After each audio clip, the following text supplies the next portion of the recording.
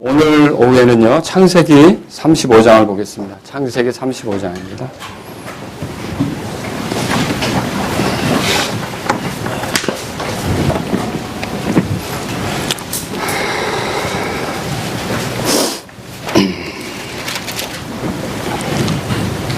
(1절부터) (7절까지) 제가 읽겠습니다. 여러분 어떤 내용이 있는지 눈으로 함께 보시면 좋겠습니다. (1절부터) (7절까지입니다) 하나님께서 야곱에게 이르시되 일어나 베델로 올라가서 거기 거하며 내가 내 형 에서의 얼굴을 피하여 도망하던 때에 내게 나타났던 하나님께 거기서 제단을 쌓으라 하시니 그때 야곱이 자기 집안 사람들과 자기와 함께한 모든 자에게 이르되 너희 가운데 있는 이방 신들을 내버리고 정결하게 하고 옷을 갈아입으라. 우리가 일어나 베델로 올라가자. 나의 고난의 날에 내게 응답하시고 내가 가는 길에서 나와 함께 하신 하나님께 내가 거기서 제단을 쌓으려 하노라 하매 그들이 자기들의 손에 있던 모든 이방신과 자기들의 귀에 있던 귀고리를 야곱에게 주니 야곱이 그것들을 세겜 옆에 상수리 나무 밑에 묻었더라. 그들이 이동할 때에 그들의 사방 도시들 위에 하나님의 두려움이 임함으로 그들이 야곱의 아들들을 추격하지 못하더라. 이와 같이 야곱과 또 그와 함께한 모든 사람이 가나안 땅에 있는 루스 곧 베델에 이르렀으며 그가 거기서 제단을 쌓고 그곳을 엘베델이라 불렀으니 이는 그가 자기 형의 얼굴을 피하여 도망할 때에 하나님께서 거기서 그에게 나타나셨기 때문이더라. 아멘. 기도하겠습니다.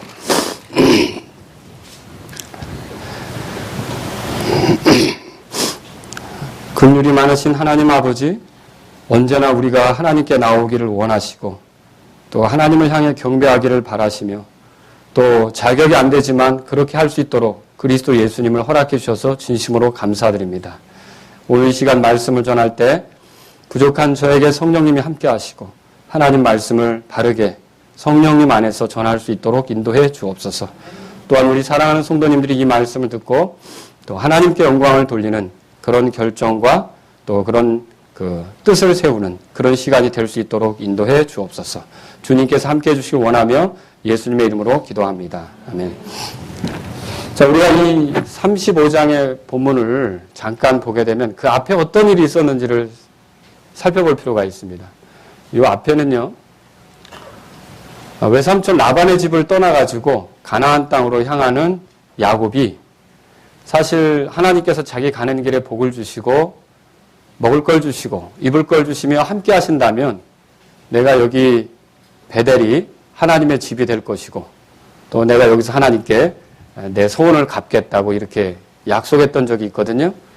근데 사실 하나님께서는 라반에게도 잘 피하게 하셨어요. 그리고 에서의 낫도 잘 피하게 하셨어요. 그런데 실제로 그러면 그 다음에 이 야곱이 하나님께 소원한 대로 자신이 하기로 한 것을 이행해야 되지 않습니까? 하지만 성경을 보면 야곱은 이 베델까지 내려간 게 아니라 베델로부터 약 50km 정도 떨어진 위에 세겜 지역에 그 하몰의 집에게 돈을 주고 땅을 사서 거기에 정착할 것처럼 터를 잡고 거기에 눌러 앉으려고 했던 거예요. 그럴 때 어떤 일이 생겼냐면 그 딸 디나가 그 동네 사람들이 어떤가 알아보려고 나갔다가 그만 강간을 당하는 사건이 생겼죠. 그래서 이 소식을 듣자 형제들이 이 분기함에 사로잡혀서 시므온과 레위가 칼을 차고 들어가서 거짓으로 할례를 행하게 한 그 지역 사람들을 사정없이 죽이고 약탈하고 또 그들의 것을 빼앗아서 이렇게 돌아온 사건이 있었지 않습니까? 이걸 들었을 때 사실 야곱은 매우 이렇게 녹아졌을 거예요. 위축이 됐을 거란 말이죠. 왜냐하면 주변 사람들이 언제 챙겨가지고 와서 보복을 할지. 이거 하나 어떤 녀석이 굴러 들어와 살더니 우리들을 괴롭게 하고 이거 위협적인 존재네. 가만두면 안 되겠네. 이렇게 해서 모두가 뭉쳐서 온다면 야곱이 뭐 얼마나 수가 되겠습니까? 야곱은 당해낼 수 없는 상황이죠. 그런데 이때 하나님께서 야곱에게 나타나셨는데 뭐라고 하시냐면 자, 1절입니다. 1절. 다 같이 읽겠습니다. 시작. 하나님께서 야곱에게 이르시되 일어나 베델로 올라가서 거기 거하며 내가 내 형 에서의 얼굴을 피하여 도망하던 때에 내게 나타났던 하나님께 거기서 제단을 쌓으라 하시니 베델로 올라가라고 그랬어요. 그래서 이 야곱은 어떻게 하냐면 3절에 우리가 일어나 베델로 올라가자 그렇게 말하죠. 그리고 6절에서 실제로 베델에 이르렀으며 라고 그 6절 9절이 끝나요. 어디로 갔다고요? 베델로 갔어요. 이 베델은 그 의미가 하나님의 집이라는 뜻이 있습니다. 하나님의 집이라는 그런 의미가 있는 베델로 나아갔던 것이죠. 그럼 왜 나갔느냐? 1절에 방금 읽었지만 하나님께서 거기서 제단을 쌓으라고 그랬어요. 그래서 야곱은 어떻게 하냐면 3절에 보세요. 내가 거기서 제단을 쌓으려 하노라. 그게 각오가 나오죠? 여러분. 그리고 7절에 보니까 그가 거기서 제단을 쌓고 제단을 쌓았다고 그랬죠? 자, 하나님께서는요. 이런 상태에 있는 야곱에게 뭘 원하셨냐면 제단을 쌓으라고 그랬어요. 이 제단을 쌓는다는 것은요. 오늘날로 말하면 하나님께 경배한다는 겁니다. 하나님께 나아간다는 거죠. 실제로 이 동시대를 살았던 아브라함과 롯의 생애를 비교해 보면 아브라함은 가는 곳마다 제단을 쌓았어요. 그죠? 예, 예를 들어서 창세기 12장 7절, 8절, 13장 4절, 8절 이런 데 보면 아브라함이 제단을 쌓았다는 기록이 나와요. 그런데 같은 시대를 살았던 롯은 어땠습니까? 제단을 쌓았다는 기록이 있습니까? 한 번도 그 기록이 안 나와요. 근데 그들의 삶을 비교해 보면 어떻게 끝났느냐? 롯은 육신적인 삶으로 우리에게 비춰주고 있고 육신적인 그리스도인의 모습을 보여주고 있고 결국 마지막으로 남는 것이 없는 비참한 상태에서 굴에서 자기의 딸들과 함께 세상을 두려워하면서 은둔하여 사는 그런 모습으로 비춰주고 있다는 거죠. 하지만 아브라함은 어땠습니까? 복의 조상이 되고 예, 그렇죠. 여러 사람들에게 복의 통로가 되고 이런 인물이 되는 거 아닙니까? 오늘 우리가 이 제단을 쌓았다는 말을 잘 생각해 볼 필요가 있어요. 하나님은 우리에게 어떤 상황에서든지 하나님께 나오기를 원하신다는 거죠. 또 하나님께 경배하기를 원한다는 거죠. 하나님 앞에 자기를 낮추고 하나님께 영광을 돌리는 위치에 서서 하나님을 영화롭게 하는 그런 사람들이 되기를 원한다라고 하는 거죠. 근데 이때 야곱이 경배하러 올라가면서 굉장히 중대한 행동들을 취하게 됩니다. 오늘 제가 여러분하고 살펴보려고 하는 게 그거예요. 이 야곱이 이런 행동을 취한 것은 이것이 우리들에게 하나의 거울이 됩니다. 성령께서 이것을 기록하셨을 때 야곱을 통해 우리가 뭔가를 배우라고 하신 뜻으로 이것을 기록했다고 믿습니다. 그럼 뭘 보여야겠습니까? 야곱이 하나님을 만나러 가면서 하나님을 향해 나아가면서 그가 취했던 행동들은 오늘날 우리가 하나님께 경배할 때, 하나님께 더 가까이 하고 싶은 마음이 있을 때, 하나님께 나아가려고 할 때, 하나님과 친밀한 교제를 누리려고 할 때 어떤 마음, 어떤 태도, 어떤 삶이어야 하는지를 여기서 비춰주고 있다는 거죠. 그래서 이것을 오늘 저하고 여러분들이 살펴보면서 하나님께 나아가는 자의 자세, 하나님께 나아가는 자의 자세가 어떠해야 하는지 우리가 한번 이 말씀을 통해서 진지하게 생각을 해보자는 거죠. 성경이 우리에게 보여주는 대로 보도록 하겠습니다. 여기서 몇 가지를 생각해 볼 수 있는데 제일 처음에 나오는 것이요.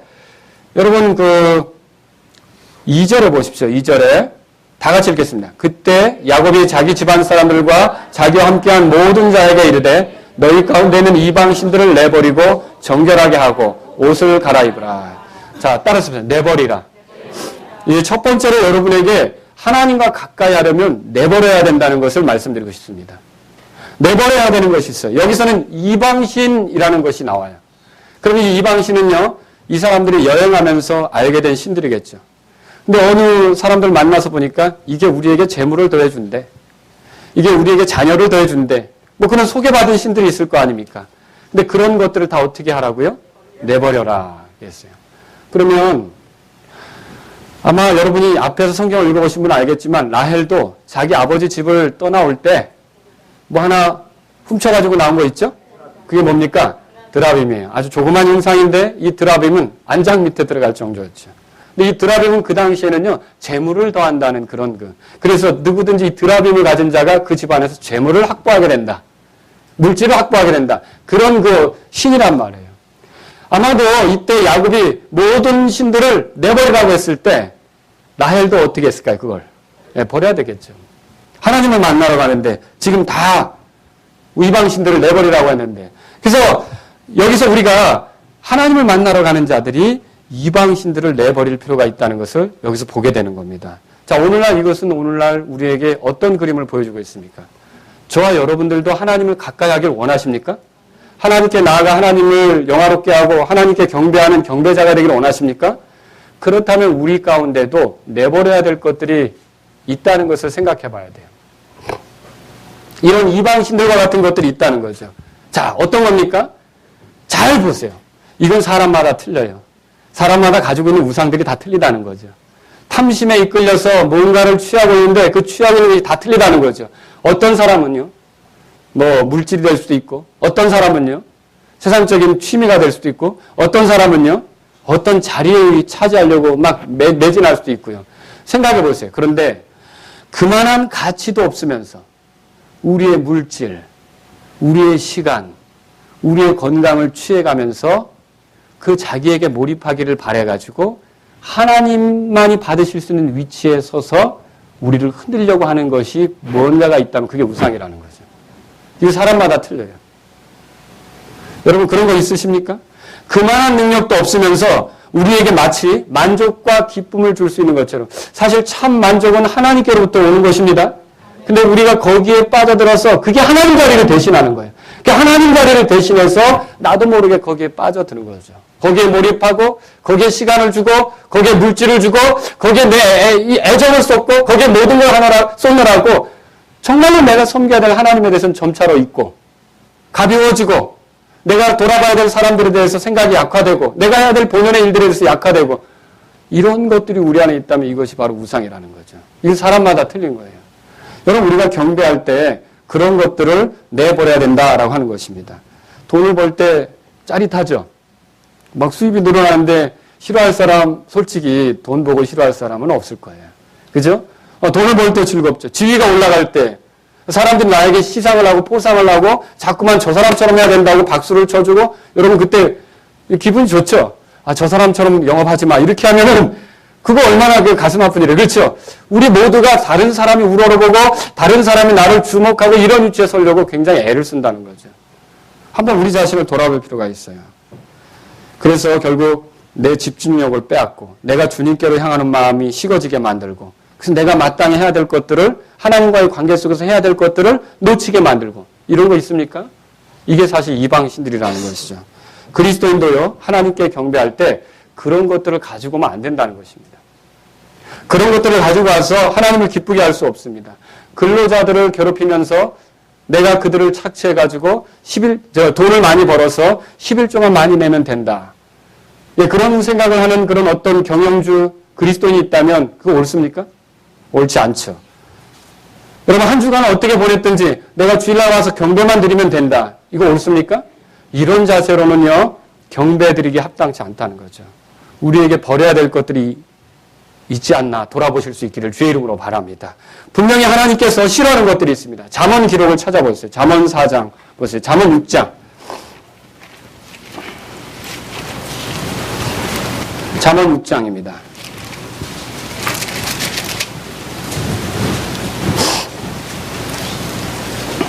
거기 19절에 보십시오.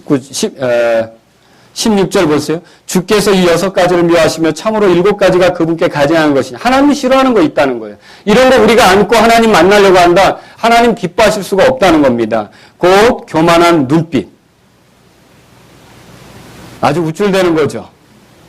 하나님 앞에 겸손하지 않은 겁니다. 거짓된 혀. 무지한 피를 흘리는 손.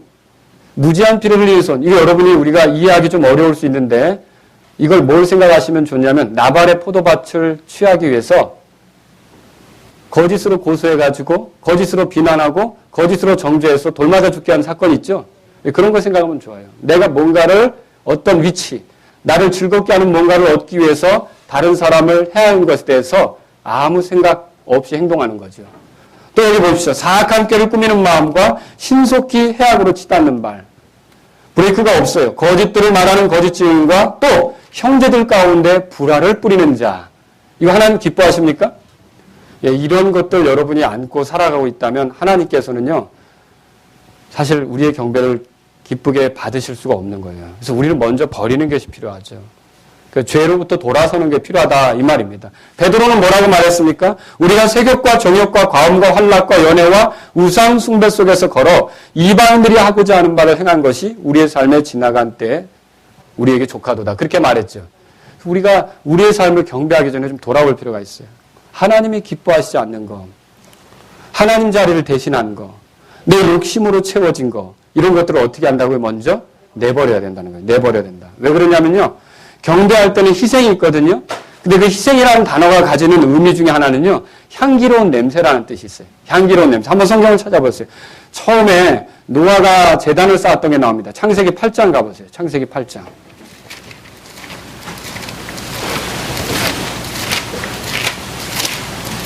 창세기 8장입니다. 자, 노아 홍수 사건 이후에 노아가 그 헌물을 하나님께 드리는 그런 시간을 가졌죠. 20절에 보세요. 20절, 21절, 20절 여러분이 다 같이 읽겠습니다. 노아가 주께 제단을 쌓고 모든 정결한 짐승과 모든 정결한 날짐승 중에서 취하여 제단 위에 번제 헌물을 드렸더니 21절 제가 읽을게요. 노아가 뭐라고 그러냐면 주께서 향기로운 냄새를 맡으시고, 자, 희생을 드릴 때 주님이 뭘 하셨다고요? 향기로운 냄새를 맡으셨다, 그렇게 되어 있어요. 출애굽기 29장 18절에는요.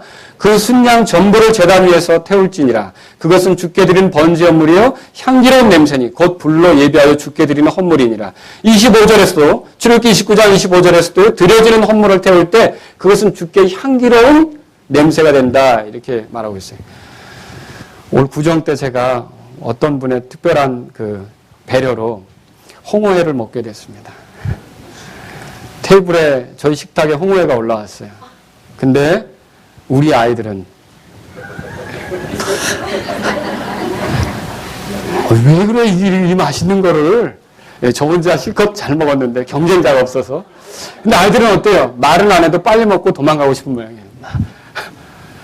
자, 이 냄새가 지독하죠. 그 냄새가 지독하면 거기에 같이 있기 싫어하는 거죠. 여러분, 주께 향기로운 냄새라는 걸 생각해 보세요. 하나님은 우리에게서 좋은 냄새를 취하시기를 원하세요. 근데 우리에게 만약 하나님이 기뻐하지 않은 습관들, 하나님이 기뻐하지 않는 욕심들, 하나님이 기뻐하지 않는 것들로 우리가 계속 그 익숙해지는 상태에서 하나님 배로 온다. 하나님 기뻐하시지 않는다는 것이죠. 여러분, 우리에게서 버릴 것이 무엇인지를 돌아볼 수 있기를 바랍니다. 저리 치워. 어떻게 그런 상태로 저리 치워. 여러분, 우리가 우리 자신 안에서 내버려야 될 것들이 무엇인지를 생각해 봤으면 좋겠습니다. 하나님께서 우리가 경배 드릴 때, 그렇죠? 좋은데. 좋은데. 그럼 좋지 않겠습니까? 근데 여기서 형제 가운데 불안하는 마음이 있고요. 용서하지 못하는 마음이 있고요. 뭔가 이렇게 좀 이렇게 우쭐대는 마음이 있고요. 그러면 여기서, 어떻게 되겠습니까? 하나님께서 기뻐 받으실 수 있겠습니까? 우리가 하나님께 나아가는 자의 자세로서 먼저 버릴 것들을 버리려고 하는, 하나님이 기뻐하시는 것들을 버리려고 하는 그런 마음이 있어야 된다라고 하는 것입니다. 그 두 번째로 여기 보겠습니다. 두 번째로. 경배할 때 우리가 어떻게 되는가. 자, 창세기 35장 3절을 읽어봐야겠습니다. 창세기 35장 2절을 보겠습니다. 거기 보니까 이방신들을 내버리고 그 다음에 나온 말이 뭐죠? 정결하게 하고, 이 말이었어요. 정결하게 하고. 자, 첫 번째는 내버리는 거였죠? 그 다음에 정결하게 하고, 그렇게 나와요. 자, 이 말은 더러운 것이 없이 깨끗이 하라는 뜻이죠. 오늘 예배당에 오시기 위해서 목욕하신 분이 있습니까? 예, 오늘 우리 아들들 중에 하나도 목욕했다고 되게 자랑하더라고요, 아침에. 그래서 내가 오늘 그 설교 하려고 그랬는데, 아침에 그랬는데, 여러분, 몸을 씻는 것도 중요하지만, 정말로 중요한 게 마음을 정결하게 하는 거죠. 마음을 깨끗하게 하는 거죠. 여러분. 사람은요, 자신을 스스로 깨끗하게 할 수가 없습니다. 우리가 어떻게 정결하게 될 수가 있겠습니까? 우선요, 죄를 심각하게 여기지 않는 사람은 정결케 되는 것을 기대할 수 없어요. 다윗이 우리아 안에 밧세바를 범한 뒤에 시편 51편에 뭐라고 그랬냐면 우슬초로 나를 정결하게 하소서. 읽어보신 분 있으십니까? 내가 깨끗하게 되리이다. 나를 씻기소서. 내가 눈보다 희리이다. 자기 죄에 대해서 심각하게 느끼면서 정결케 되기를 갈망하는 그런 모습이 있죠. 우리가 살아가면서 지은 죄들에 대해서 가볍게 생각하면요, 우리가 어떻게 그 정결함을 추구하며 나아갈 수 있겠습니까? 여러분, 한 주간의 삶 속에서 내가 했던 말들, 내가 했던 생각들, 내가 보였던 행동들, 이런 것도 한번 돌아보자는 거죠. 어떤 것들은요, 주님을 섬기는 사람으로서 합당치 않은 것들이 있었다는 거죠. 이런 것들에 대해서 우리는요, 가볍게 넘어가려고 해서는 정결하게 될 수가 없습니다. 이것을 심각하게 여길 수 있어야 되는 거죠. 그것을 적당히 다뤄서는 안 되는 거죠. 그럼 어떻게 정결하게 되느냐? 우리가 레위기 12장 보세요. 레위기 12장 보시겠습니다. 레위기 12장. 성경의 원리가 여기 소개되고 있습니다. 정결케 되는 것은, 자, 12장 8절에 유출병이나 출산으로 인해 부정하게 된 여자가 나옵니다. 그 여인이 여러분 찾으셨죠? 예, 그 여인이 어린 양을 가져올 능력이 없거든 산비둘기 2마리나 쥐비둘기 새끼 2마리를 가져다가 하나는 번제물로 다른 하나는 죄물로 삼을 것이요 제사장은 그녀를 위해 뭐라고 돼 있어요? 예, 그렇게 되면 어떻게 된다고요? 그녀가 정결하리라. 자, 정결하게 되기 위해서 뭐가 필요했어요? 속죄가 필요했어요. 속죄가. 또 레위기 14장 보세요. 레위기 14장 거기 보면 나병이 생겼던 집이 어떻게 정결케 되는지 53절에 한번 보겠습니다. 53절에 14장. 자, 그 살아있는 새는 그 도시 밖에서 빈들판에 놓아주어 그 집을 위해 뭐라고 돼 있어요? 나병이 들었던 그 집을 위해 속죄하라고 그렇게 돼 있어요. 그리하면 그 집이 정결하게 되리라. 속죄가 나옵니다. 그리고 속죄를 위해서는 반드시 헌물이 필요하죠? 15장 보세요. 레위기 15장. 15절에 제사장이 그것을 드리되 하나는 죄헌물로 다른 하나는 번제헌물로 드려서 그의 유출로 인해 그를 위해 주 앞에서 속죄할지니라. 헌물로 속죄가 되는 게 나와요. 여러분 우리가 정결케 된다라고 하는 것은 다른 게 아닙니다. 오늘날 우리가 어떻게 적용할 수 있을까요?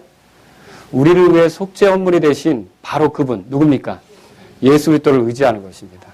경배하러 나올 때 내가 버렸어도 결국 우리는 누구를 의지하며 나오는 거냐면 예수 그리스도를 의지하며 나오는 거라는 거죠. 그래서 이 로마서 5장에 보면 예수님을 이렇게 표현하고 있습니다. 로마서 5장 찾아보세요. 로마서 5장. 로마서 5장. 자, 11절입니다. 11절. 다 같이 읽겠습니다.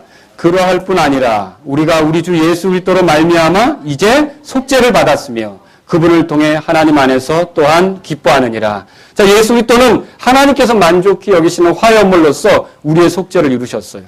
그래서 하나님과 우리 사이를 화해하게 만드신 분이죠. 우리를 정결하게 한다는 것은요, 우리의 죄를 심각하게 여기고 우리를 위해 화해헌물로 우리의 속죄를 이루기 위해서 희생되신 예수 그리스도를 의지하는 것이라는 거죠. 저희들이 경배할 때는 그래서 속죄 헌물이셨던 예수 그리스도. 사실 이 속죄는 단번에 이루어진 속죄고 영원한 속죄죠. 근데 이 헌물을 의지하는 건 여러분이 구원받을 때만이 아닙니다. 구원받을 때만 이 헌물을 의지하는 게 아니라는 거죠. 매 순간순간 우리는 살아가면서 하나님께 나아갈 때마다 이 헌물을 의지하는 거예요. 누굽니까? 예수 그리스도를 의지하는 거죠. 내 힘으로 나올 수 없습니다.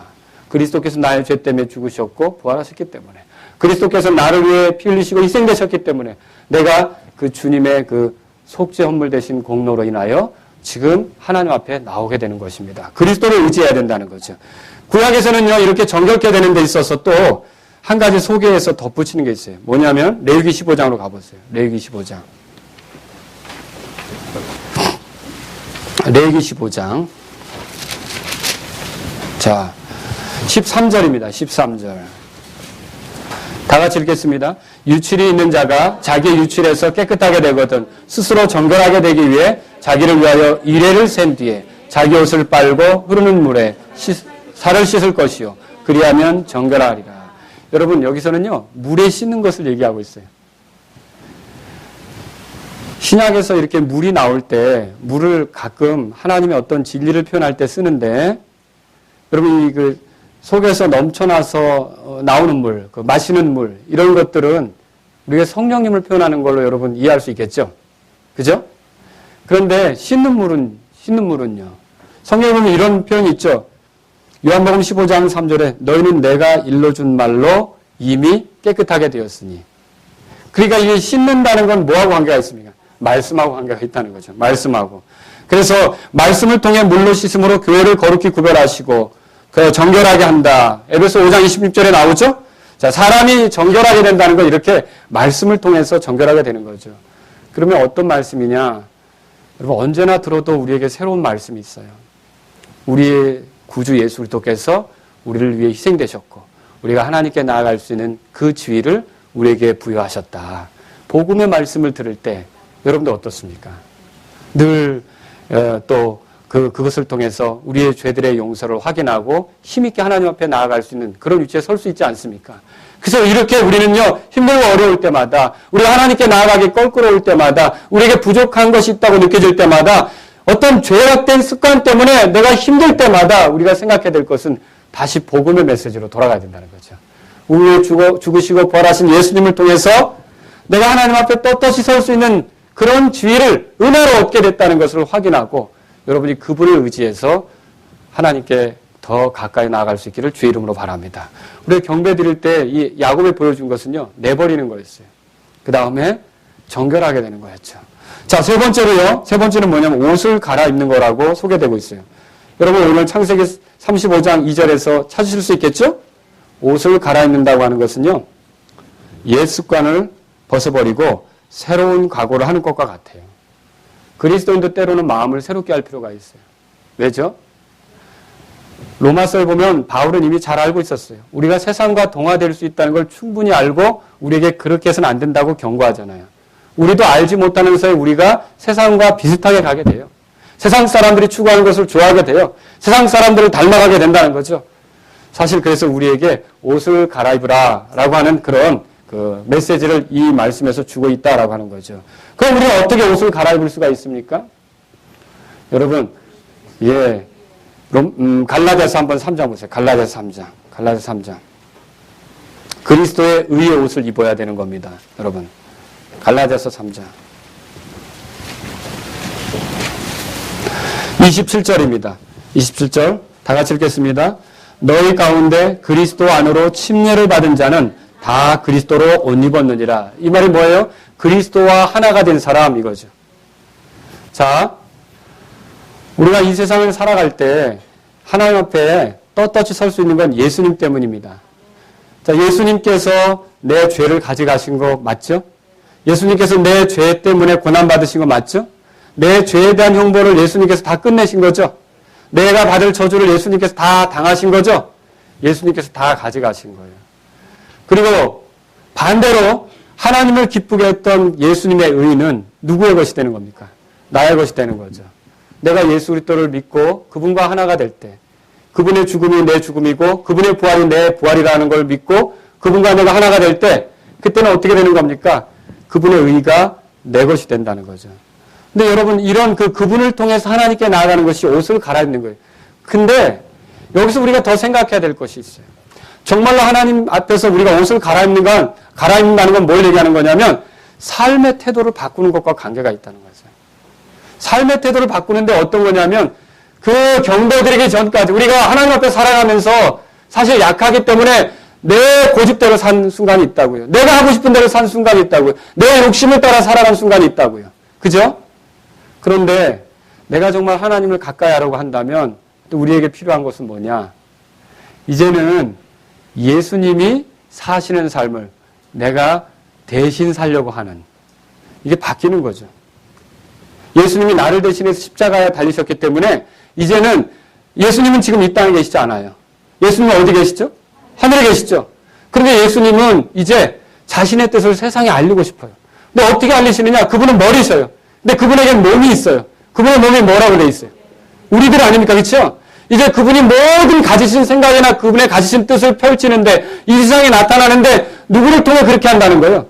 실제로 그 몸인 성도들을 통해 그렇게 한다는 거 아닙니까?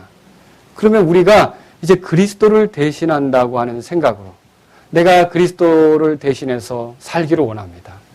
그리스도를 위하여서 살기를 원합니다. 그리스도를 더 가까이 하면서 그리스도를 대신하는 삶으로 내 삶을 채우기를 원합니다. 여러분, 우리가 얼마나 그리스도를 대신해서 살면 살겠어요? 우리가 자주 유혹받는 사람들 아닙니까? 그럼에도 불구하고 내 삶의 자세는 예수님이 나를 대신하셔서 사셨다면 이젠 내 삶은 내가 그리스도와 함께 죽었고 묻혔고 부활했기 때문에 내 나머지 삶은 그리스도를 대신한 삶이 되기를 원합니다. 그리스도가 하시고자 했던 대로 내가 행하고 그리스도가 말씀하시려고 했던 대로 말하고 그리스도가 생각하셨던 대로 그런 생각으로 내 삶을 채우며, 그래서 사도 바울은 뭐라 그랬냐면 그리스도의 남은 고난을 자신의 이런 육체에 채운다는 그런 표현을 썼던 적이 있습니다. 여러분 읽어보신 적 있으십니까? 그래서 우리가 하나님께 나아갈 때는 주님, 나는 사실 잘못 살았습니다. 나는 어리석은 것도 많습니다. 나는 부족해서 하나님을 기쁘게 하지 못한 적도 많습니다. 그러나 주님이 나를 대신하셨다면 네, 그렇게 믿습니다. 이제는 내가 주님을 위해 살기를 원하는데 저는 힘이 없습니다. 주님을 대신해서 살기를 원하는데 저는 부족합니다. 그래서 제가 더 주님을 알길 원하고 주님을 더 가까이 하길 원하고 제가 그런 삶으로 나아가길 원해서 주님께 더 가까이 나옵니다. 여러분 우리에게 필요한 것은 바로 이런 거라는 거죠. 우리 모두가 예수님을 통하지 않고는 하나님을 기쁘시게 할 수가 없습니다. 누구도 예수님을 통하지 않고 하나님께 나올 수 없다고 요한복음 14장 6절에 말했어요. 그리고요 사실 우리가 하나님과 가까워지는 것도 그리스도의 피로 가까워진다고 에베소 2장 13절에 말하고 있어요. 그리고 우리가 하나님께 받아들여지는 것도 그 사랑하시는 자 안에서 받아들여진다고 에베소 1장 6절에 말하고 있어요. 예수님의 공로로 우리가 하나님 앞에 설 수 있게 됐다면 우리는 그냥 나머지 삶을 그 예수님을 대신해서 살기를 바라는 마음이 있어야 된다는 거죠. 여러분 그런 마음이 있으십니까? 사실 그 마음을 갖지 못하기 때문에 죄의 유혹을 받으면 넘어지는 거예요. 나를 대신해서 저주를 받으신 그 예수님을 대신해서 살고자 하는 마음이 없기 때문에 결국 유혹이 오면 넘어지는 거죠. 결국 내가 드러나려고 하는 거죠. 우리는요 그리스도와 하나 된 사람으로서 이제는 주님을 위하여 주님을 대신해서 살고자 하는 우리의 차례를 우리가 가져가야 된다라고 하는 것을 기억하면 좋겠습니다. 그래서 로마서에서 이렇게 말하고 있습니다. 로마서 13장으로 가보세요. 우리는 온전하지 않지만 경배드리는 자로서 자신이 자주 넘어지지만 경배드리는 자로서 하나님의 은혜와 긍휼로 자기를 위해 죽었다가 다시 살아나신 그분을 위해 살고자 하는 뜻이 있어야 된다는 것이죠. 여기 11절에 보면 이렇게 되어 있습니다. 13장 11절입니다. 또한 때를 알거니와 지금이 우리가 잠에서 깨어나야 할 바로 그때이니 이는 지금 우리의 구원이 우리가 믿었을 때보다 가깝기 때문이라. 밤이 지나고 낮이 가까이 왔으니 그러므로 우리가 뭐라고 되어 있어요? 어둠의 행위를 벗어버리고 여러분 옷을 갈아입어야 되는 거예요. 우리가 추구하며 살아왔던 그 삶을 계속 고집하면서는 하나님께 가까이 나가기가 어렵다는 것이죠. 그래서 우리는요 어둠의 행위를 벗어버리고 빛의 갑옷을 입자 그런 메시지를 듣게 됩니다. 13절에 낮에 하듯이 우리가 정직하게 걸으며 흥청거리거나 술 취하지 말고 침실을 더럽히거나 방탕하지 말며 다투거나 시기하지 말자 그렇게 돼 있죠. 여러분 14절은 다 같이 읽겠습니다. 시작. 오직 너희는 주 예수 그리스도로 옷 입고 육신의 정욕을 채우기 위하여 육신에게 기회를 주지 말라. 이게 우리가 아까 불렀던 762장 찬송이 있습니다. 주님의 옷 내 것이 되었다 그랬는데 이게 주님의 옷하고 내 옷이 바뀌었다는 거죠. 내가 입어야 될 옷을 내가 저주당해야 할 때 입어야 될 옷잖아요. 죄수로서 입어야 될 옷. 그걸 예수님께서 십자가에서 입으신 셈이 되는 거죠. 그리고 자신의 깨끗한 옷을 누구한테 입혀준 거예요? 나한테 입혀준 거죠. 그래서 내가 그분의 그 옷을 입고 하나님 앞에 떳떳이 설 수 있게 된 거죠. 근데 그것만이 아니에요. 사람이 어떤 옷을 입었느냐에 따라 행동도 달라질 거 아닙니까? 물론 예수님에게는 죄가 없습니다. 우리에게 그 옷을 입혀주신 까닭은요. 우리가 이제는 그 옷을 입은 값을 하라는 뜻으로 입혀주신 거라는 거죠. 그래서 옷을 바꿔 입는다는 것은 이제 예수님을 주로 모신 사람답게 예수님을 위해 예수님을 대신해서 남은 인생을 채우기를 바라는 뜻으로 하나님 더 가까이 갑니다. 여러분 우리에게 이런 것들이 필요하다라고 하는 것을 기억하시면 좋겠습니다. 그래서 이 앉아 경배 드릴 때 여러분이 하나님께 경배한다고 해도 그런 마음 없어요. 경배 드리고 빨리 끝나고 집에 가면 빨리 그거 해야 되는데 내 육신적인 일, 내 어떤 그 하나님을 기뻐하지 않는 일 만일 그런 생각이 있으면서 여기 와서 그냥 경배만 드리는 거라면 하나님께서 그것을 기쁘게 취하실 수가 없다는 것이죠. 우리 자신을 돌아봐야 돼요. 그래서 주님, 내가 정말 주님을 위해서 주님을 대신해서 살기를 원하는 마음으로 더 주님께 가까이 하기를 원합니다. 이런 자세로 주님께 나아갈 수 있기를 바랍니다. 자, 네 번째로 우리가 생각해 보겠습니다. 하나 더 여러분에게 말씀드립니다. 그것은 3절에 나옵니다. 창세기 35장 3절입니다. 같이 읽겠습니다. 우리가 일어나 베델로 올라가자. 나의 고난날에 내게 응답하시고 내가 가는 길에서 나와 함께 하신 하나님께 내가 거기서 제단을 쌓으려 하노라 하며. 네 번째로 경배는요. 자, 내버린다고 그랬죠? 그 다음에 뭐 한다 그랬어요? 정결하게 된다 그랬죠? 그 다음에요. 옷을 갈아입는다 그랬죠? 그 다음에 네 번째는요. 하나님을 향한다는 거예요. 하나님을 향한다는 것입니다. 하나님을 향한다. 하나님께서는요. 기억을 사용하십니다. 하나님께서는 야곱을 베델로 부르실 때 형 에서의 얼굴을 피해 도망가던 때의 기억을 살리신 거예요. 호롤 단신이었죠. 그때. 빈털털이었죠. 주님은 그때 모든 것을 함께 하신다고 그렇게 약속하셨죠. 그럼 너를 데리고 이렇게 돌아오게 하겠다고 약속하셨죠. 그리고 또 야곱은 그게 너무 좋아서 소원도 했지 않습니까? 하나님은 우리의 기억을 떠오르게 한다는 거죠. 창세기 28장 보세요. 창세기 28장에 어떤 순간이 있었는지. 그때 오래전에 형 에서를 피해서 도망갈 때 15절 보겠습니다. 다 같이 시작. 또 보라, 내가 너와 함께 있어 내가 가는 모든 곳에서 너를 지키며 너를 이 땅으로 다시 데려오리라. 내가 내게 말한 것을 행하기까지 너를 떠나지 아니하리라 하시니라. 여러분, 하나님께서는 우리의 기억을 사용하신다는 거죠. 우리가 우리의 과거의 삶에 우리를 만지셨던, 우리에게 은혜를 베푸셨던, 우리에게 도움을 주셨던, 우리의 기도에 응답하셨던 그 하나님을 생각해 볼 필요가 있다는 거죠. 우리의 경배는 바로 그분께 하는 겁니다. 야곱은요, 경배하면서 하나님에 대한 기억을 새롭게 했던 거예요. 결혼식 얼마 안 있으면 해요. 근데 저는 결혼식 할 때 제가 주례를 쓴다든지 결혼식에 참여하면 늘 생각이 나는 게 있어요. 제가 제 아내랑 처음에 했었던 약속. 여러분 그런 생각 해보십니까? 또 누가 여기서 구원 간증을 한다. 여러분 그럴 때 있죠? 막 이제 구원받아서 기뻐한다. 나도 처음에 구원받았을 때 저렇게 기뻐했는데 생각하는 게 있다고요. 또 누가 침례를 받으면 무슨 생각을 하죠, 여러분? 나도 저렇게 침례 받으면서 흐르는 그 안양천 냇가에서 침례 받으면서 믿음을 고백했었던 적이 있었지. 여러분 하나님께서 우리의 기억을 사용하셔요. 우리의 기억을 사용하시는데 창세기 28장 20절 보세요. 20절. 그때 야곱이 어떻게 했는가? 20절. 야곱이 서원하 이르되 하나님께서 나와 함께 하셔서 내가 가는 이 길에서 나를 지키시고 먹을 빵과 입을 옷을 주사 내가 평안히 내 아버지 집으로 되돌아오게 하시면 주께서 나의 하나님이 되시고 내가 기둥으로 세운 이 돌이 하나님의 집이 되며 하나님께서 내게 주실 모든 것에서 10분의 1을 내가 반드시 하나님께 드리겠나이다. 예, 야곱이 그렇게 소원했던 것입니다. 여러분 저는 이 시간에 여러분이 경배할 때 교회 오면 저 사람 옷은 왜 저렇지? 우리 그런 거 생각할 때 있죠. 오늘 이 옷이 이쁘네? 인사하느라고 바쁠 수 있죠? 내가 맡은 순서가 뭔지 막 챙길 수 있죠? 내가 어떤 일을 해야 되는지 이렇게 막 그것을 찾아서 어떻게 대처해야 되는지 그걸 살필 수 있죠? 근데 제가 여러분에게 드리고 싶은 말씀이 있습니다. 경배할 때는요. 하나님을 먼저 생각하라는 거죠. 하나님께 집중하라는 거죠. 하나님이 어떤 분이신지를 떠올리라는 거죠. 하나님이 내 삶에서 어떻게 은혜를 주셨는지 떠올려 보시라는 거죠. 하나님께서 나에게 어떻게 기회를 주셨고 어떻게 응답하셨고 어떻게 도움이 되셨는지 생각해 보시라는 거죠. 오늘 우리는요.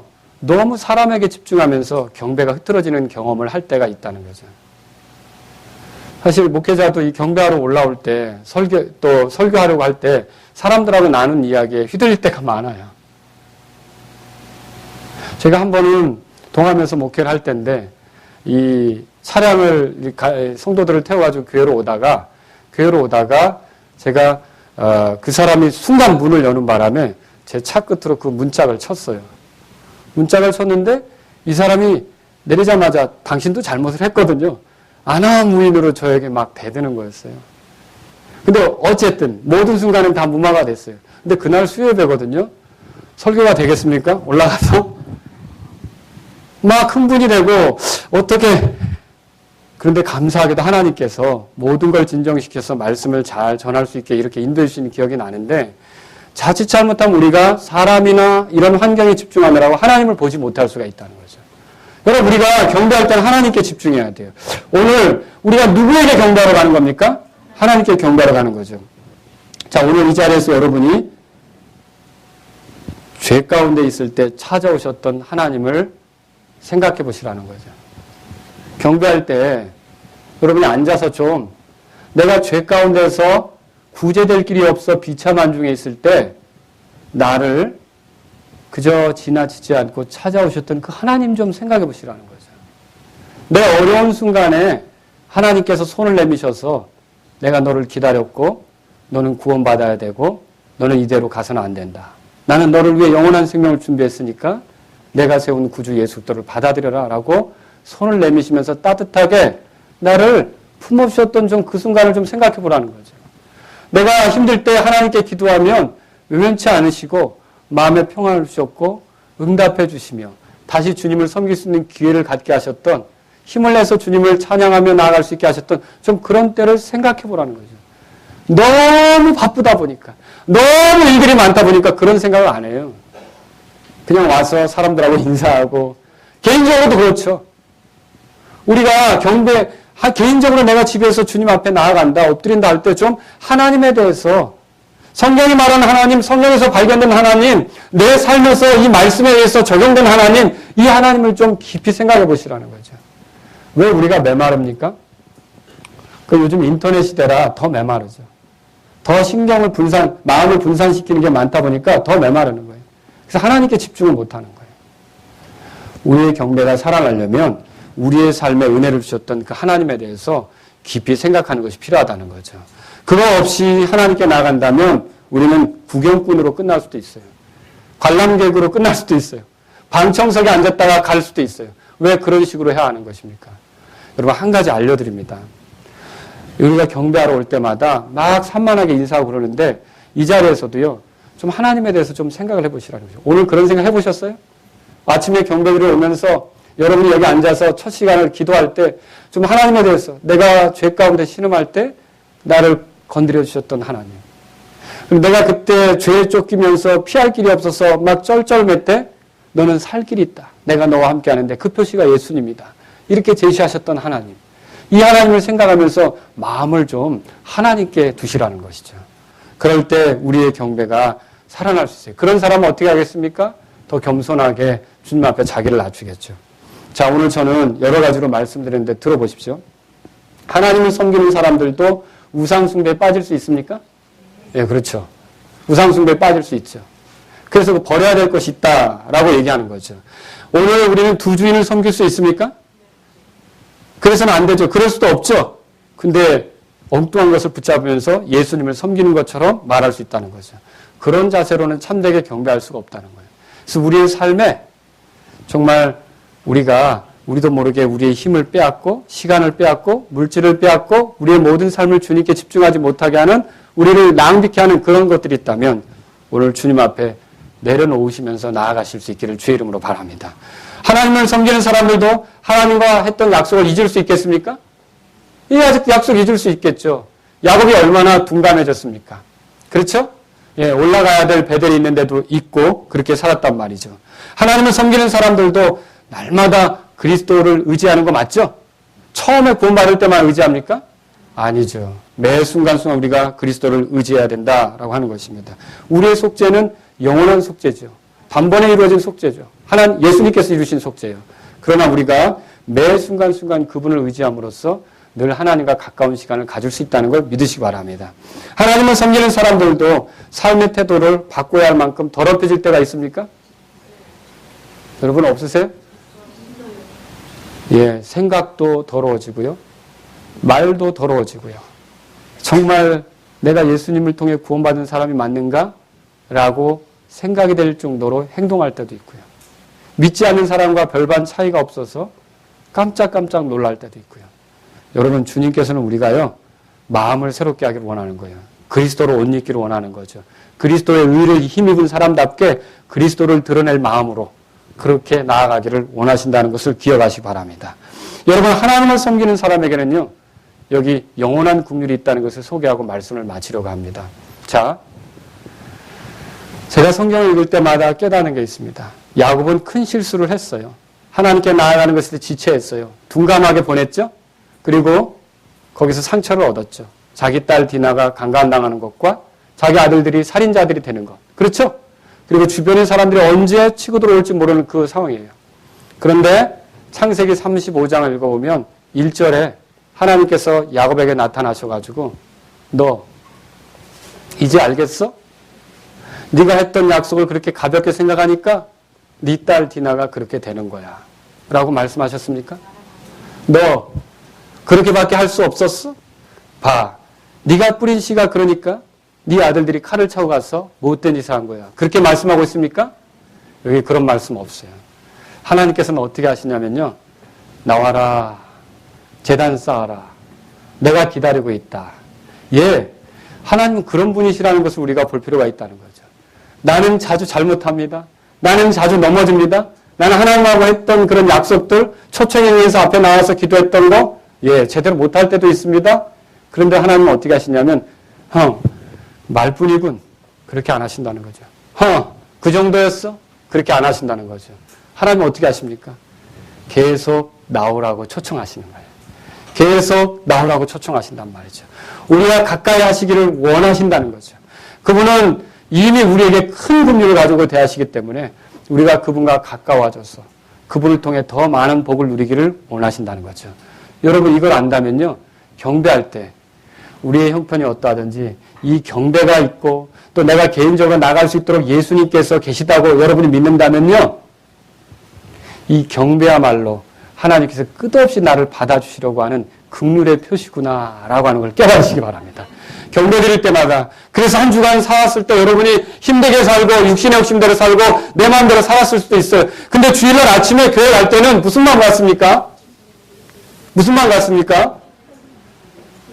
저는요. 그래도 저를 받아주시려고 기다리시는 하나님을 생각할 때 마음이 참 묘한 감사가 생겨요. 예수님을 통해서 나를 기다리고 계시고 있고 내가 하나님을 높이면 또다시 나를 회복시키셔서 주님을 드러내는 삶으로 인도하시려고 준비하고 기다리시는 그 하나님을 생각할 때 마음이 묘해져요. 여러분 어떻습니까? 우리가 어떻게 살았든지 이 경배가 있다는 건요. 하나님은 여전히 긍휼하신 표시예요. 그래서 우리가 이 경배 시간을 통해서 하나님께 더 나아가야 되고요. 개인적으로도요. 개인 경배를 통해 하나님께 끊임없이 나아감으로 하나님의 긍휼을 경험하시는 여러분이 되기를 바랍니다. 그 경배에 응하는 건요. 하나님이 긍휼하시다는 것을 받아들이는 것과 같아요. 그 예배 여러분 제가 그냥 상 주려고 1년 12달 빠지면 안 됩니다. 이렇게 말씀드린 게 아니에요. 이 경배에 참여하면서 우리는 주님의 뜻대로 살지 못했지만 하나님께서 이렇게 긍휼이 많으시고 여전히 우리에 대해서 그래도 나와라. 그래도 가까이 와라. 이렇게 하시는 하나님인 것을 여러분이 더 많이 깨달아서 주님의 그 긍휼하심을 경험하고 풍요롭게 주님을 사랑할 수 있는 여러분들이 되기를 바라서 여러분에게 좀 예배에 빠지지 말라고 말씀드리는 것입니다. 오늘 우리가요. 이렇게 하나님의 긍휼을 바라보고 하나님께 나아가는 것을 멈추지 않기를 여러분에게 초청하는 바입니다.